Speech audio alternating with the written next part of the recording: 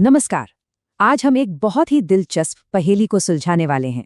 सवाल ये है कि एक ऐसा देश जिसकी पारंपरिक सेना उतनी मजबूत नहीं है, वो दुनिया की सबसे बड़ी ताकतों के लिए एक गंभीर खतरा कैसे बन सकता है? जवाब ईरान की युद्ध लड़ने की एक ऐसी स्ट्रैटेजी में छुपा है जो खेल के नियमों को ही बदल रही है। तो चलिए इसे थोड़ा और समझते हैं। देखिए, सैन्य रणनीति में दो बिल्कुल अलग अलग सोच होती हैं।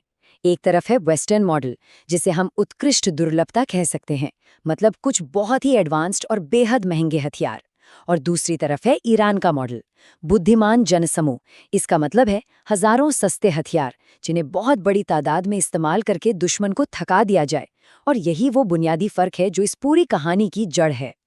तो सबसे बड़ा सवाल तो यही उठता है कि ये होता कैसे है आखिर?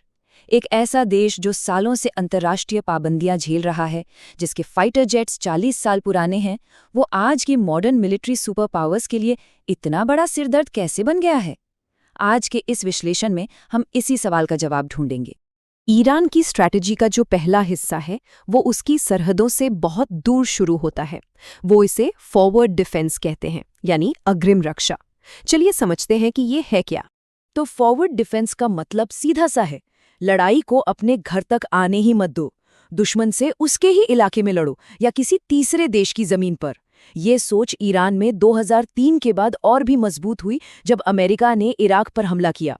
तब उन्हें लगा कि अपनी हिफाजत के लिए उन्हें ज्यादा आक्रामक होना पड़ेगा।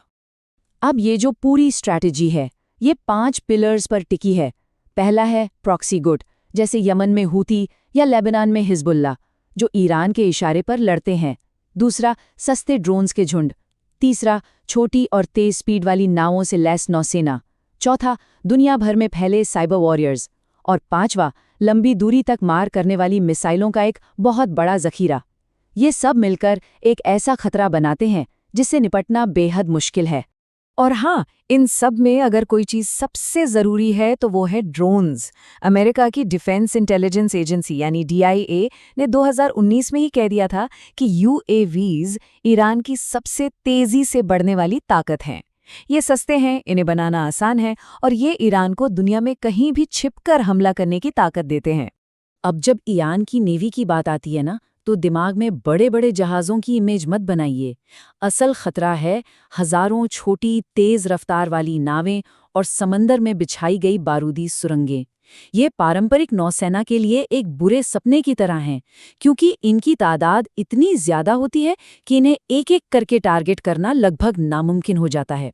ये खतरा इतना बड़ा और इतना रियल है कि स्ट्रेट ऑफ हॉर्मूज जैसे संकरे समुद्री रास्तों पर अमेरिकी अधिकारी ईरान की इन क्षमताओं के कॉम्बिनेशन को डेथ वैली कहते हैं, यानी मौत की घाटी।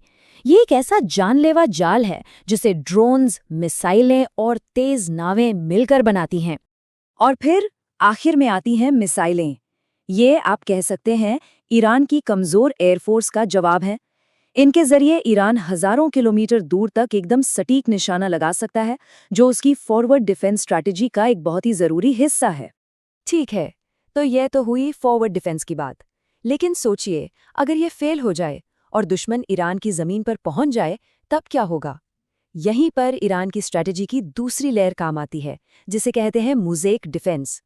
तो मोज़ेक डिफेंस असल में एक तरह का गुरिल्ला वॉरफेयर है, लेकिन बहुत बड़े स्केल पर। इसका मतलब है कि हमला करने वाली सेना को किसी एक ऑर्गेनाइज्ड आर्मी से नहीं, बल्कि पूरे देश में फैले छोटे छोटे लड़ाकू ग्रुप से लड़ना होगा। ये एक ऐसी लड़ाई है जिसमें दुश्मन को छोटे छोटे हमलों से उलझाकर थका दिया जाता है। और इस पूरी स्ट्रैटेजी का जो निचोड़ है ना, वो बस एक लाइन में है: समय के लिए जगह का व्यापार करो। मतलब दुश्मन को अपनी जमीन पर आगे तो बढ़ने दो, लेकिन इस प्रोसेस में उसे इतना नुकसान पहुंचाओ, उसे इतना थका दो कि वो आगे बढ़ने की हिम्मत ही हार जाए। अब इस काम को करने के लिए 3 मेन ऑर्गेनाइजेशंस मैदान में उतरती हैं। एक है IRGC, जो इस गुरिल्ला लड़ाई को लीड करती है। दूसरी है अर्तेश, यानी ईरान की पारंपरिक सेना, जो दुश्मन को रोके रहती है। और तीसरी है बज़ेज, जो लाखों वॉलंटियर्स की एक फोर्स है और IRGC की मदद करती है। और पता है इस मॉडल की सबसे बड़ी ताकत क्या है? इसका डिसेंट्रलाइज्ड कमांड स्ट्रक्चर। मतलब अगर दुश्मन टॉप कमांडरों को खत्म भी कर दे, तब भी लड़ाई नहीं रुकेगी, क्योंकि लोकल यूनिट्स अपने दम पर लड़ना जारी रख सकती हैं। ये इसे डीकैपिटेशन स्ट्राइक्स यानी लीडरशिप को खत्म करने वाले हमलों से काफी हद तक सुरक्षित बनाता है। तो चलिए अब इन सारे टुकड़ों को जोड़कर देखते हैं कि ये मिलकर क्या तस्वीर बनाते हैं, ये कैसे युद्ध के एक बिल्कुल नए सिद्धांत को जन्म देता है। तो देखिए, ये सिर्फ कुछ हथियार या चालाक चालें नहीं हैं। ये तो जंग को देखने का एक बिल्कुल ही अलग नजरिया है, एक अलग फिलॉसफी है। दशकों की पाबंदियों और अकेलेपन ने ईरान को कुछ नया सोचने पर मजबूर किया और इसी मजबूरी से इस सिद्धांत का जन्म हुआ। अब जरा इस स्ट्रैटेजी के पीछे का हिसाब किताब समझिए। एक ईरानी शहीद 136 ड्रोन बनाने में करीब $20,000 का खर्च आता है। लेकिन उसी ड्रोन को हवा में मार गिराने के लिए जो एक इंटरसेप्टर मिसाइल इस्तेमाल होती है, उसकी कीमत $3 मिलियन तक हो सकती है। ये जो आप चार्ट देख रहे हैं, ये इस बेमेल खर्चे को साफ साफ दिखाता है। हमला करने वाले के लिए हर हमला बहुत सस्ता है, जबकि बचाव करने वाले का खजाना खाली हो रहा है। अगर 80% ड्रोन हमले रोक भी दिए जाएं, तब भी ईरान आर्थिक लड़ाई जीत रहा है, क्योंकि वो इंटरसेप्टर मिसाइलों से कई ज्यादा तेजी से और सस्ते में ड्रोन बना सकता है। तो आखिर में ईरान का मकसद बैटलफील्ड पर जीतना है ही नहीं, बिल्कुल नहीं। असली मकसद है दुश्मन को इतना ज्यादा राजनीतिक और आर्थिक दर्द देना कि वो तंग आकर खुद ही लड़ाई बंद कर दें।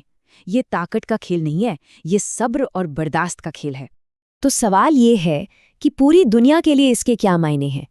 ये सिर्फ ईरान की कहानी नहीं है, बल्कि ये शायद भविष्य में होने वाली लड़ाइयों की एक झलक है।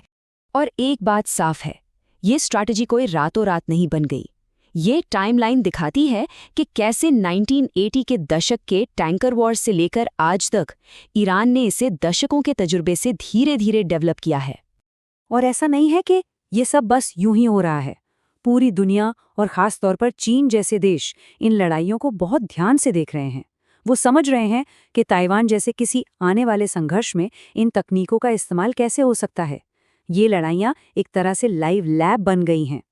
और यहीं पर आकर हम इस चर्चा के सबसे बड़े और शायद सबसे ज़रूरी सवाल पर पहुंचते हैं। जब ड्रोन और मिसाइलें इतनी सस्ती और इतनी आसानी से मिलने लगी हैं, तो क्या महंगे फाइटर जेट्स और एयरक्राफ्ट कैरियर्स पर टिकी मिलिट्री सुपर पावर की परिभाषा ही पुरानी हो गई है? ये एक ऐसा सवाल है जिसका जवाब ही आने वाले वक्त में जंग का चेहरा तय करेगा।